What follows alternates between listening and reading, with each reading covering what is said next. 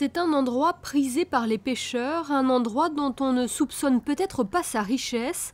Situé à la sortie du port de Fontvieille, les roches Saint-Nicolas abritent de nombreuses espèces marines qui sont parfois menacées par l'homme.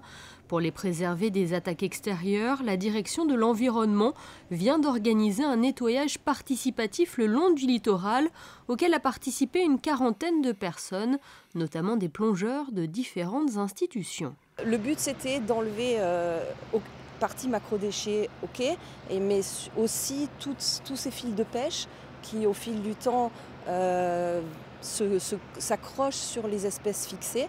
Et pour les enlever, les plongeurs doivent faire ça de façon très minutieuse pour ne pas arracher et abîmer les espèces fixées.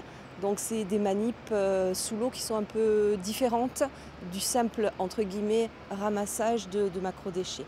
Et comme vous pouvez le voir sur ces images sous-marines, certaines espèces viennent se fixer sur les fils de pêche, rendant le travail des plongeurs encore plus délicat sur ce site qui présente une belle biodiversité qu'il faut préserver. L'endroit sert d'ailleurs de nurserie pour différentes espèces de poissons protégées par les autorités. Les roches Saint-Nicolas sont un site assez riche en termes de biodiversité. Nous avons beaucoup d'espèces fixées, des algues coralligènes, des petites gorgones et beaucoup de poissons nobles de type comme le mérou brun qui est protégé ou le corbe qui sont protégés en principauté. Mais vous avez des dorades grises, des barracudas. Et donc effectivement ça constitue un site de pêche intéressant pour l'activité de loisirs, mais l'idée c'est d'arriver à concilier cette activité avec la protection de l'environnement et le respect des fonds marins.